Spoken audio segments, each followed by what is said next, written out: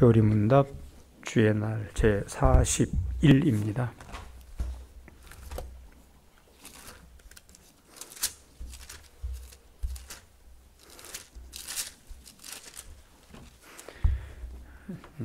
(108, 109) 문답입니다. 하이델베르 교리문답 제41주일 제108문. 제7계명에서 하나님께서 우리에게 가르치시는 것은 무엇입니까? 모든 부정은 하나님의 저주 아래 있습니다. 그러므로 마음으로부터 그것을 싫어하고 거룩한 혼인 생활 안에서나 밖에서나 순결하고 절제된 생활을 해야 한다는 것입니다.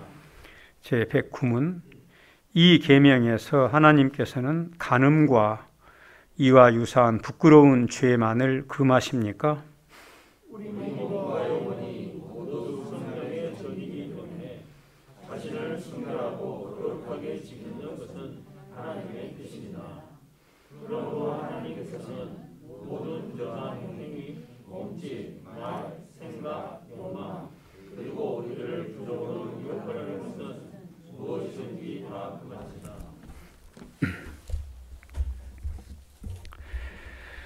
네, 오늘 설교는 바우만 목사님 설교를 박상현 목사님이 번역한 것이고, 실은 2013년 10월 24일 이미 했던 설교를 다시 한번 합니다. 설교를 많이 준비하긴 했는데 아무래도 이 설교를 하는 게 더 낫겠다 싶어 그렇게 하게 됐습니다. 양해해 주시기 바랍니다. 사랑하는 주 예수 그리스도의 안에서 형제 자매님들, 우리 시대는 성으로 찌들어 있습니다. 문학, 영화, 음악, 광고, 어느 것 하나 성을 즐겨야 한다는 것으로 우리를 세뇌시키지 않는 것이 없습니다. 또 이런 것들에 대해서 긍정적으로 받아들이게 하는 무언가가 우리 안에 있습니다. 그것은 하나님께서 우리에게 본디부터 창조하신 성욕이 우리에게 있기 때문입니다. 그러나 우리 시대의 성에 대한 숱한 세뇌로 파고드는 강조들은 필시 많은 문제를 일으키고 있습니다. 특별히 우리 사회에 너무 많은 젊은이들이 순결을 지닌 상태에서 혼인 생활을 시작하지 않습니다.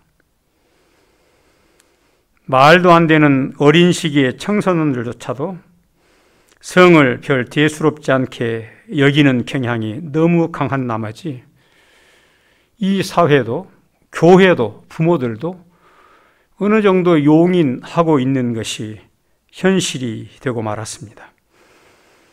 전 세계가 그러하고, 그리고 모든 교회들이 다 그런 추세 속에서 결코 자유롭지 못합니다.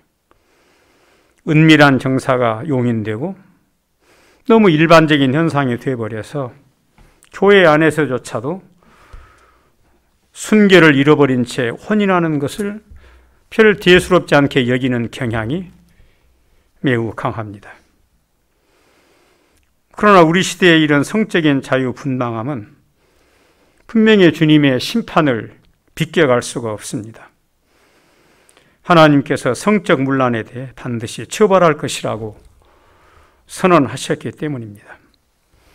우리가 잘 아는 로마서 1장을 살펴보면 이 시대의 음란과 타락으로 말미암는 하나님의 저주가 얼마나 참담한 결과로 우리 주변에 만연한지를 쉽게 알 수 있습니다.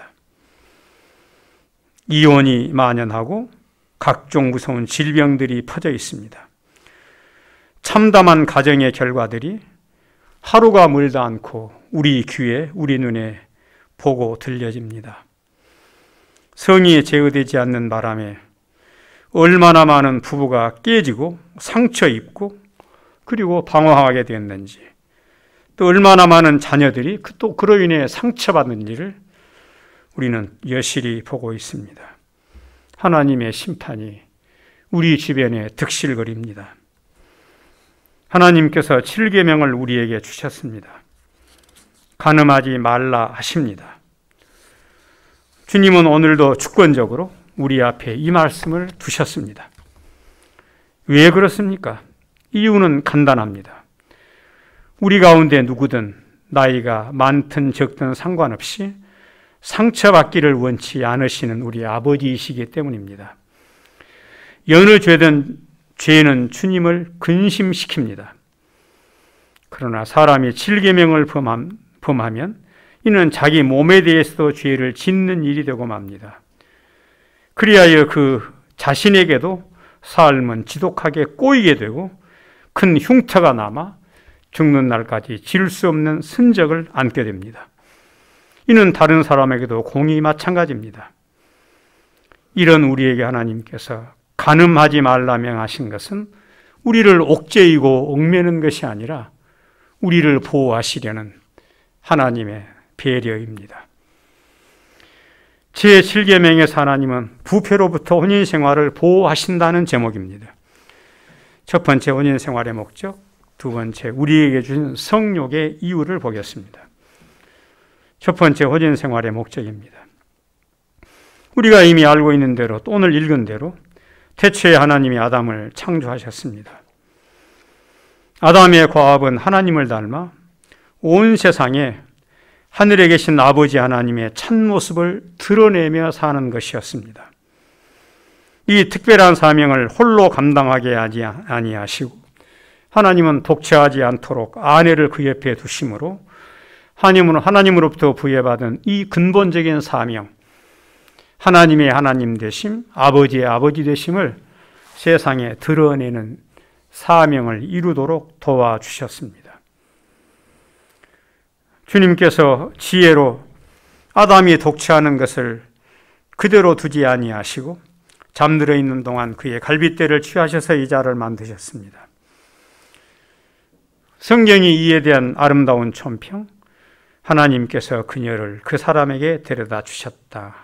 조금 확대 번역하면 그렇습니다. 이 말은 하나님께서 아담의 외로움에 응답하셔서 아담에게 신부를 데려주셨다는 뜻입니다. 하나님이 지상의 첫 혼인식의 집례자가 되신 것입니다. 주님께서 창세기 2장의 이 기사를 우리에게 알리시면서 모든 남녀에게 동일한 원리를 하나 확정해 주셨습니다. 그러므로 남자가 부모를 떠나 아내와 연합하여 한 몸을 이룰지라고 말입니다. 사랑하는 형제 자매님들, 아무도 여러분과 우리의 자녀들에게 혼인은 사람이 만들어낸 제도로 여기지 않도록 방치해서는 안 됩니다. 삶을 체계화시키기 위해서 귀하니면 같이 사는 것이 좋으므로 인간적인 세상의 관습을 따라 혼인을 결정하지 않도록 확정해야 합니다. 혼인은 사람이 만든 제도가 아니고 하나님께서 친히 제정하신 제도입니다. 하나님의 뜻을 따라 하나님의 영광을 위해 어떻게 사는 것이 보다 옳은가에 대한 응답으로 혼인이 결정돼야 합니다. 사람이 만들어낸 제도로 여겨서 세상적인 조건이 갖춰져야 혼인이 가능하다는 사고방식은 타락하고 부패한 악한 생각에 불과합니다.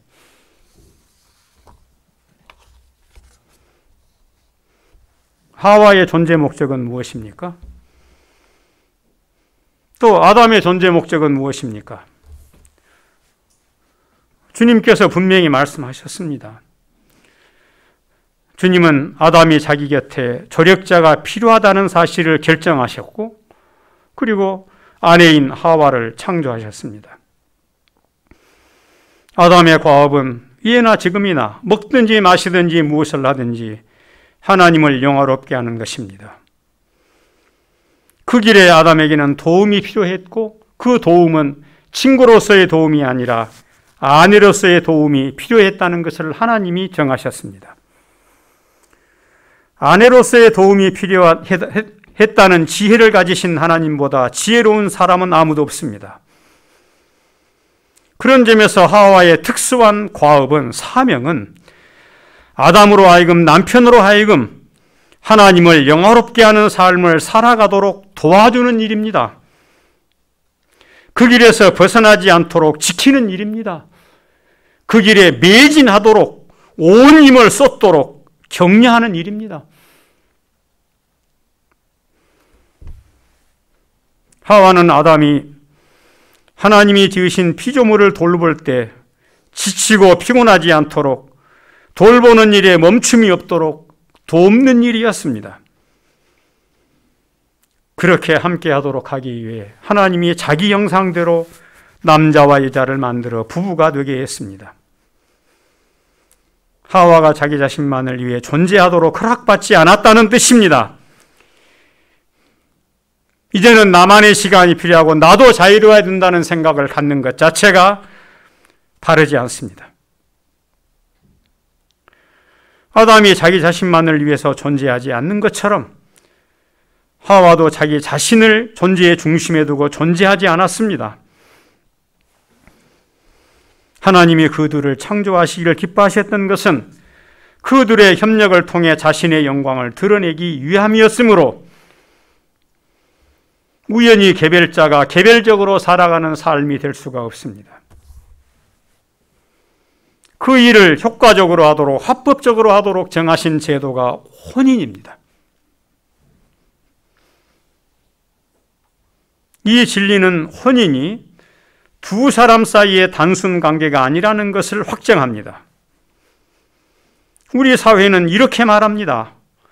혼인은 두 사람의 문제이니 누구도 개입할 수 없다. 자기들 알아서 하는 일이라고 말합니다. 그러나 그렇지 않습니다. 혼인은 결코 두 사람의 문제가 아닙니다. 그렇다면 혼인은 양가 집안의 문제입니까? 천만에 그렇지도 않습니다.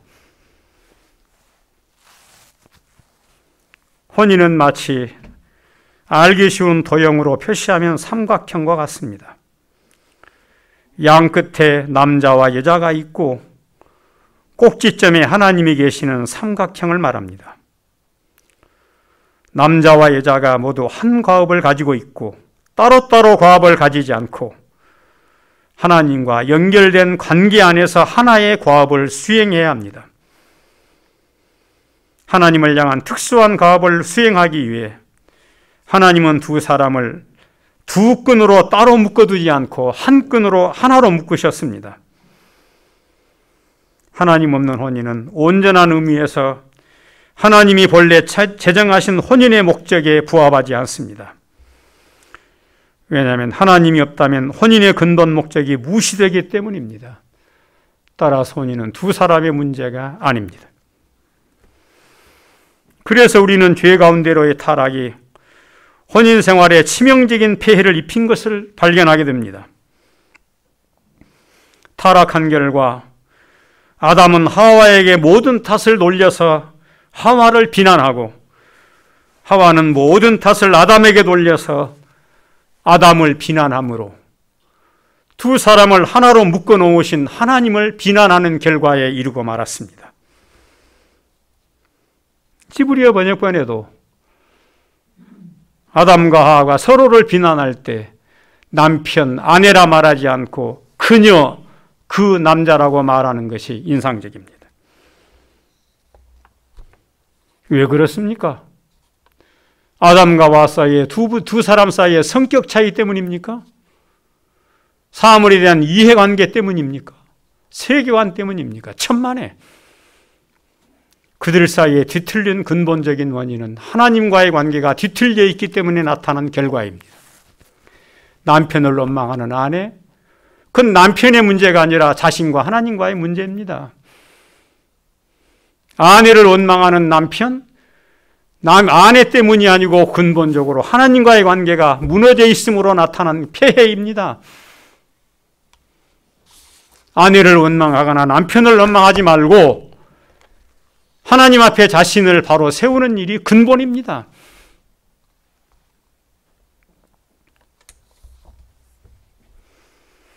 죄 가운데로의 타락, 결국 문제가 된 것은 사람 대 사람의 문제가 아니라 꼭지점에 계신 하나님을 잘라내버린 문제입니다. 혼인 생활의 유일한 결속은 서로의 이해와 사랑, 그것은 이미 하나님과의 관계 속에 나타난 열매이므로 인간적인 사랑과 인간적인 이해를 먼저 구하는 것은 바르지 않습니다.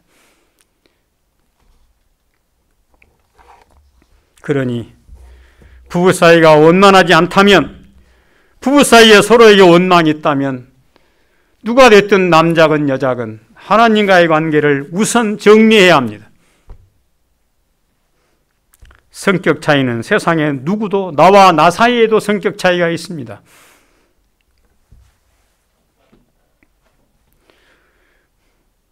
어떻게 하나님과의 관계가, 남편은 남편대로 아내는 아내대로 하나님과의 관계를 끈끈하게 맺을 수 있습니까? 바로 그 일을 하기 위해 하나님이 아들을 세상에 보내시지 않을 수 없었습니다. 자기 아들을 세상에 보내 자기 영광을 드러내게 하는 자기 백성들로 하여금 남자와 여자로 혼인을 다시 회복시켜 놓음으로 말미암아 서로가 협력하여 하나님의 영광을 위해 매진하도록, 서로가 도와서 하나님 앞에 열심으로 믿음으로 살도록, 인간적으로 세상적으로 나아가는 길을 서로가 막아주도록, 지켜주도록 가정을 회복시켜 바르게 세우심이 그리스도의 오심이 가정 안에 있는 근본적인 일입니다. 잘 생각해야 합니다. 첫 창조의 아담과 하와가 하나님의 영광을 위해 살아갔을 때 하나님이 혼인으로 그 일을 이루셨고, 그리스도가 오심으로 가정을 회복시킴으로 말미암아 다시 하나님의 영광으로 나아가게 하는 것은 하나님의 섭리 안에 일어난 놀라운 경륜입니다. 매력을 느끼는 남자와 여자가 함께 사는 것이 가정이 아닙니다. 하나님을 지극히 사랑하는 남자와 하나님을 지극히 사랑하는 여자가 한 몸을 이루어 꾸려 나아가는 것이 가정이며, 그것이 비로소 하나님의 창조의 목적에 부합하고 가정을 이루신 목적에 부합한 가정입니다. 이런 진리는 우리에게 다음과 같은 실천적인 요구를 하게 됩니다. 혼인은 반드시 그리스도 안에 있어야 한다는 사실을 확정합니다. 다른 말로 하면 모든 혼인은 중심에 하나님을 모셔야 한다는 진리입니다. 단도직입적으로 말해서 하나님 없이 하는 혼인은 죄악입니다. 성경이 하지 말라고 하는 것을 기어이 하고 마는 악입니다. 단도직입적으로 말해서 그리스도인이 하나님을 믿지 않는 사람과 혼인하는 것이 죄 말고 무엇이겠습니까? 만일 두 사람이 하나님과 화목하게 되지 않았다면, 만일 배우자 중에 어느 한쪽이 믿음으로 하나님과 결속되지 않았다면 어떻게 두 사람이 서로를 돕고 협력하여 하나님의 영광을 위한 삶으로 나아갈 수 있습니까?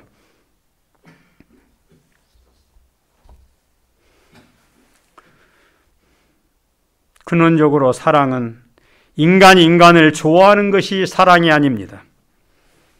근원적으로 사랑은 하나님의 뜻을 따라 살아가는 것이 사랑이므로, 진정한 사랑은 서로의 매력적인 인간적인 곳에서 싹 트는 것이 아니고 하나님을 의지하고 믿음으로 살아가는 데서 싹트게 됩니다. 주님을 자기 삶의 중심에 두지 않는 여자라면 어떻게 남편으로 하여금 더 주님을 잘 섬기도록, 지금보다 더 열심으로 주님의 말씀을 따라 교회를 중심으로 살아가도록 격려하고 돕겠습니까? 아내보다 하나님을 더 사랑하는 남편이 아니라면 어떻게 아내로 하여금 지금보다 더 열심으로 기도하며 더 신실히 하나님의 말씀을 따라 살아가도록, 더 신실히 예배하도록 격려할 수 있겠습니까? 너희는 믿지 아니하는 자와 멍에를 같이 하지 말라. 의와 불법이 어찌 함께하며 빛과 어둠이 어찌 사귀며 그리스도와 벨리알이 어찌 조화되며 믿는 자와 믿지 않는 자가 어찌 상관하리요. 고린도후서 6장 14절입니다. 너희는 믿지 아니하는 자와 멍에를 같이 하지 말라. 그렇다고 해서 하나님과 더불어 결속을 가지고 있다고 주장하는 사람은 누구든지 혼인이 적합한 배우자라고 말하는 것도 아닙니다. 형제 자매들이여, 결코 그렇지 않습니다. 외견상 하나님의 백성인 것처럼 보이는 것만으로 일생을 함께할 배우자로 취택될 만큼 그렇게 간단한 일이 아닙니다. 문제는 청년이 처녀 아가씨를 봤을 때 정말 저 아가씨가 나보다 더 하나님을 사랑하겠는가? 내 뜻보다 하나님의 뜻을 더 우선하겠는가를 확인해야 합니다. 아가씨가 청년을 바라봤을 때 저 청년이 나보다 더 하나님을 사랑하며 사는 사람이겠는가? 하나님의 뜻이라면 기꺼이 나를 넘어설 수 있겠는가를 확인해야 합니다. 그러려면 우리 자녀들이 그 믿음에 이르러야 합니다.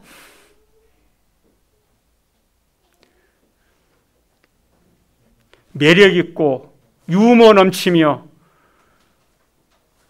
학벌이 있고 재산이 있으며 직장이 안정되고 그런 따위의 조건들의 눈이 멀지 않을 만큼 우리의 자녀들이 성숙해야 합니다. 우리의 자식들이 그 믿음에 이르러 있지 않는데 어디 가서 그런 믿음 있는 사위나 며느리를 구하겠습니까?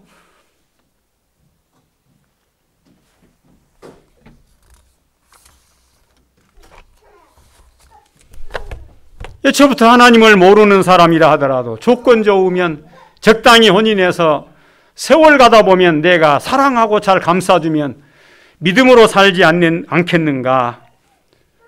물론 제가 원문을 확인해 보지 않았지만 요 박상희 목사님 번역에는 방원 목사 글에 그런 바람을 가지는 것은 매우 건방집니다. 그렇게 나왔어요. 우리가 사랑하면 누군가가 믿음을 갖습니까? 우리가 친절을 베풀면 친절이 방편돼서 사람에게 믿음을 일으킵니까? 천만에. 믿음은 위로부터 하나님이 주시는 것이고 성령이 주시는 것이지 우리가 줄 수 있는 선물이 아닙니다.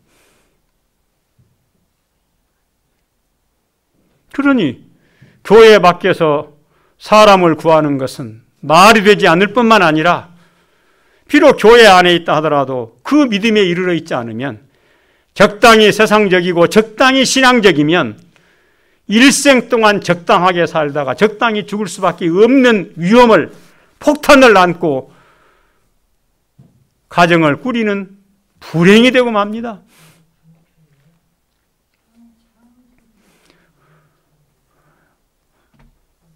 청년들에게, 아가씨들에게, 남녀 청년들에게 여러분 앞에 있는 남자나 여자가 잘생기고 친절하고 유머 감각 있고 직장이 있고 안정되어 있으며 배운 것이 많고 배려를 잘한다는 명목으로 혼인한다면 이는 이미 세상 사람들과 똑같은 신자가 아니라 세상 사람 그대로입니다. 혼인은 미모나 외모나 유머나 인간적인 역량이나 인간적인 사랑과 인간적인 양의 넓은 가슴에 세워지지 않습니다. 그러니 여러분이 또 부모들이 외양을 넘어볼 수 있을 정도로 성숙해져야 합니다. 여러분보다 하나님을 더 사랑하는지 하나님보다 여러분을 더 사랑하는지 여부를 확인할 수 있어야 합니다. 한마디로 말해 교회 밖에서 그리스도 밖에서 청혼해서는 안 됩니다. 한 가지 오해를 피하기 위해 첨언할 것은 없지 않아 있습니다. 누군가가 불신자이지만 교회에 나와 진리를 깨닫고 진리 안에 서는 삶을 배워 나아갔다면 그 이후의 혼인은 그것이 타당하고 옳다는 점은 확정되어 있습니다. 그러나 그러지도 않는 가운데 막연하게 혼인 생활을 시작하는 것은 폭탄을 안고 시작하는 것과 다를 바 없습니다. 사랑하는 부모된 여러분, 그리고 혼인을 앞둔 모든 미혼 남녀 여러분, 꼭 질문해야 됩니다. 이 사람이 나보다 하나님을 더 사랑하는가? 가정을 위해서, 나를 위해서 산다는 명목으로 믿음을 적당하게 타협할 수 있는 여지가 있는가 없는가? 아무리 매력적인 사람이라 할지라도 만약에 이것이 분명하지 않다면, 이미 데이트하고 있다면 그것을 그만둬야 하고 더 발전하기 전에 멈춰야 옳습니다. 배우자가 없는데 어떻게 할 것인가 하는 것으로 따져들면 말이 안 됩니다. 하나님은 우리가 혼인생활 안에서만 아니라 혼인생활 밖에서도, 혼인하기 전에도 순결하기를 원하시고 믿음으로 살기를 바라시고 상처받지 않기를 바라시며 하나님의 영광을 위해 살기를 바라셔서 7계명을 주셨습니다.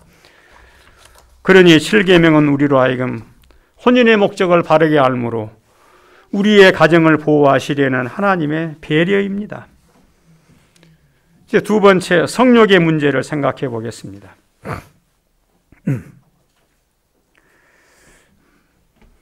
하나님께서 어떻게 혼인을 계획하셨는지는 우리가 성경을 통해 잘 알고 있습니다. 중요한 것은 그 혼인의 여러 이유 중에 하나가 성욕이 큰 문제거리가 되기도 한다는 점입니다. 형제 자매님들, 미혼 남녀 여러분, 전제할 것은 우리가 근본적으로 지니고 있는 성욕은 그 자체로는 죄가 아닙니다. 성욕 그 자체를 죄로 보는 극단적 경건주의자들이 있는데 이는 잘못됐습니다. 왜냐하면 성욕은 하나님이 인간을 창조하실 때 두신 본능이기 때문입니다. 우리는 이 사실을 창세기 2장에서 넉넉히 그 정황을 통해 확인할 수 있습니다. 아담과 하와는 하나님의 주례를 통해 혼인했고 성적인 결합을 통해 자녀를 낳지 않습니까? 아담에게 하와에게 성욕이 근본적으로 없다면 그 일 자체가 무산될 것입니다. 하나님이 인간에게 두신 성욕을 통해 하나님은 자녀를 이 땅에 두시기를 기뻐하셨으므로 성욕 그 자체는 죄가 아니고 문제가 되지 않습니다. 우리가 아가서를 읽으면 인간적인 성욕까지라도 얼마나 아름답게 묘사될 수 있고 얼마나 아름답게 정리되는지를 확인하게 됩니다. 이 열망들이 얼마나 선하게 사용되는지를 확인하는 것이 아가서이기도 합니다. 성욕이라는 열망. 그러나 여기 문제가 있습니다. 하나님이 아담과 하와에게 만물을 다스리라고 명하셨을 때 만물을 다스리라는 다스림의 범위 안에는 자기들 안에 성욕도 포함되어 있습니다. 성욕을 다스리도록 명받았습니다. 성욕을 방치하도록 창조된 게 아니고 성욕을 다스리게 하셨습니다. 성욕을 다스리면 아름다운 성욕으로 남지만 성욕을 다스리지 않으면 정욕이 되어버려서 죄가 되고 맙니다.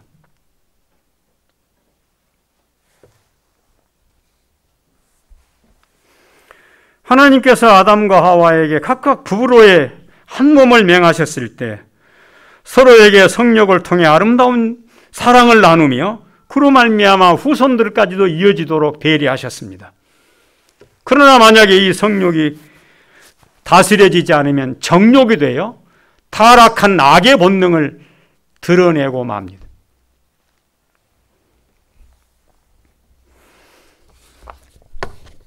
그런데 여러분이 주목해야 될 게 있습니다. 그것은 인간이 아무리 타락했다 하더라도 여전히 하나님이 처음부터 창조하신 인간의 성욕은 그 자체로 지금도 죄가 아닙니다. 성욕이 죄가 되는 것은 하나님이 정하신 범위를 벗어날 때 이미 죄가 되어 정욕이 되고 음란이 됩니다.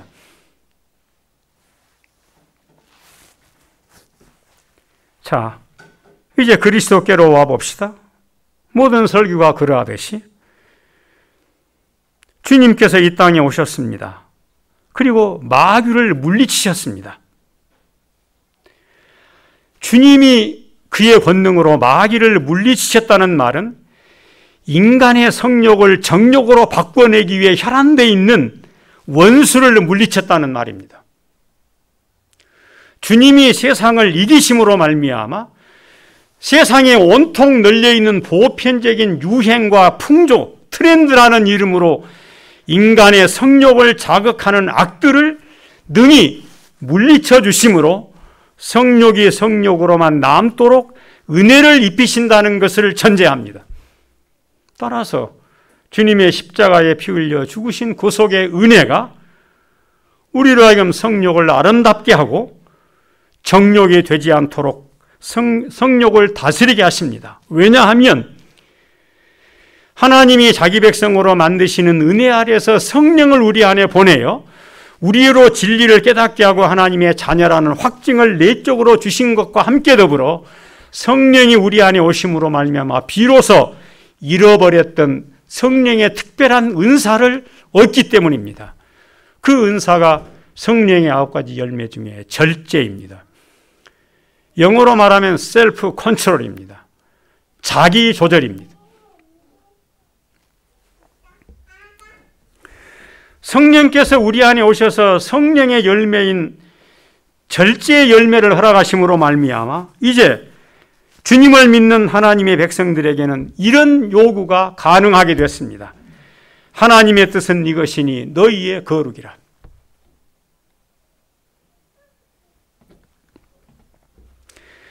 여기 데살로니가전서 4장의 거룩이란 말은 무슨 점잖게 천천히 걷고 천천히 말하는 옛날 선비의 거룩을 말하는 게 아니고 가장 은밀한 삶에 있어서의 깨끗함, 성적인 깨끗함을 말합니다.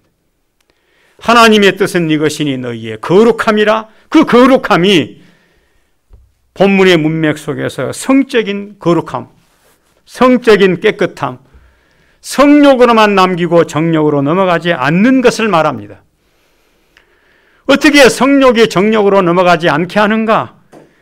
거룩함과 존귀함으로 자기 안에 취할 줄을 알고 하나님을 모르는 자같이 세욕을 쫓지 않음으로 가능합니다. 바울이 여기서 자기 아내라고 말할 때 영어 번역은 조금 더 성적인 의미가 강합니다. 자기의 그릇이라고 말하기 때문입니다.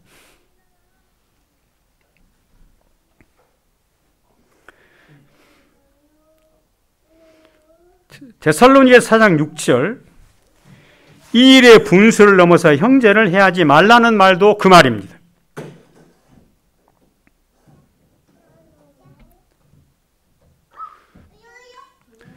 사랑하는 형제 자매님들, 6절 하반절에 바울이 이 일의 분수를 넘어 형제를 해하지 말라 하면서 이와 같은 모든 일에 신원하여 주심이라는 말은 우리를 두렵게 해야 마땅합니다. 신원하여 주신다는 말은 복수하여 주신다는 말입니다. 인간의 타락한 본성에 의하면 성적인 번제는 매우 은밀합니다. 그러나 하나님은 반드시 이 모든 일에 복수하시는 분으로 자기를 확증하십니다. 성적인 범죄를 처벌하지 않은 채 내버려두지 않는다는 선언입니다.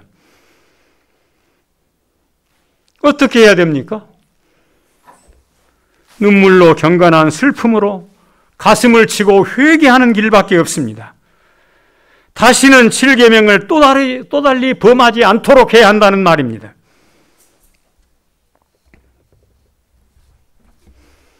성이라는 주제가 젊은이들만 정욕으로 유혹받는 것은 아닙니다. 연세가 많은 분들 중에서도 얼마든지 충동적으로 마귀의 역사에 의해 세상을 따라 정욕으로 내달아 치는 경우들이 얼마나 많습니까? 그런 점에서 미혼 남녀들만 아니라 이미 혼인한 어른들이라 하더라도 성령의 열매인 절제를 통해 자기 욕구가 정욕으로 타락으로 하나님의 복수를 불러들이는 데로 나아가지 않도록 은혜를 구하고 눈물로 회개해야 할 필요가 우리 모두에게 요구됩니다. 기도해야 하겠습니다. 부모들은 이제부터라도 새로 시작해야 되겠습니다. 우리의 자녀들이 혼인을 인간적이고 매력적이고 세속적인 방식으로 이해하지 않도록, 겉모양을 뛰어넘도록, 직장이나 돈벌이를 뛰어넘는 안목을 갖도록, 하나님의 영광을 위해 살아가는 삶에서 누가 가장 필요한가를 깨달아 알도록까지 교육하고 가르치고 조언해야 되겠습니다. 우리의 미혼 남녀들이 이 진리를 꼭 영접해야 되겠습니다. 어린 학생들이 하나님의 영광을 어찌 알겠느냐는 생각은 잘못된 생각입니다. 다니엘과 그의 세 친구가 한 나라를 상대로 믿음을 고백할 때 그 나이가 대략 일반적으로 15살 전후에 불과했습니다.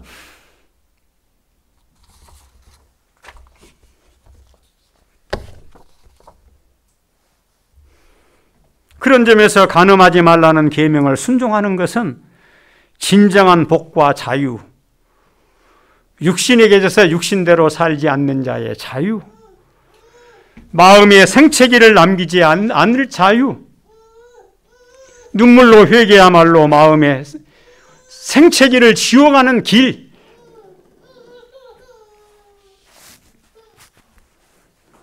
한 가지 마지막으로 짚고 넘어갈 부분이 있습니다. 혼인하기로 결정된 청년들에게 어느 선까지 가도 좋은가? 혼인하기로 결정한 커플은 무엇을 해도 될 수 있는가?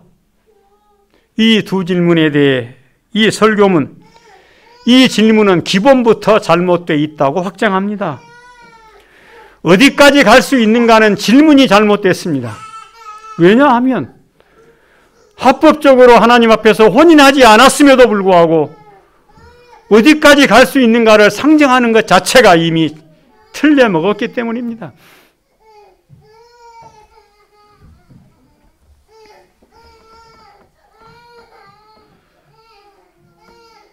성은 하나님의 선물입니다.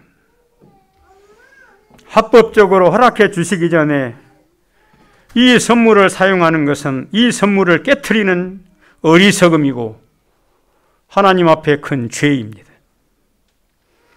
혼인을 약속한 사이라도 피차의 합법적인 혼인을 통해 공적으로 주실 때까지 기다리지 않는 것은 불법이며 죄입니다.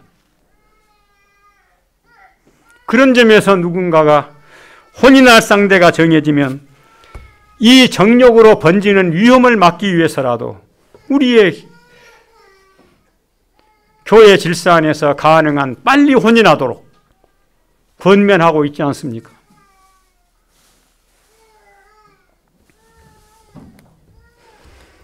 혼인 안에서 서로의 사랑 안에서 사랑을 나누는 것은 아가서가 묘사한 아름다운 사랑의 열매이고 즐거움입니다. 하나님이 정해놓은 법을 부수고 나아가는 것은 아무리 즐겁다 말해도 이는 모두 악이며 하나님의 심판을 어떤 식으로든 면치 못합니다. 사랑하는 형제 자매님들, 우리는 109문답을 통해서 19금 영화를 볼 수 있도록 허락되어 있지 않았다는 걸 확정합니다. 화면을 통해서, 모니터를 통해서 벌거벗고 나온 것들을 화면을 볼 수 없도록 확정된 자들이 우리들입니다. 그런 것을 들여다보고 있을 사람들이 아닙니다.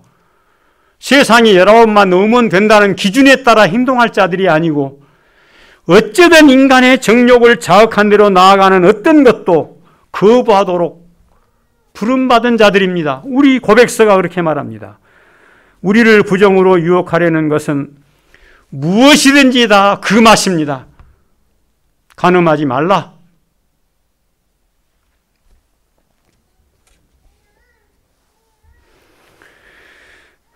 사랑하는 형제 자매님들, 경건한 슬픔으로 애통해야 하며 회개해야 할 일이 한두 가지가 아닙니다. 그 중에 제 7계명과 관계된 죄는 우리가 죽는 날까지 후회와 탄식으로 일생을 회개해야 할 죄가 될 것입니다.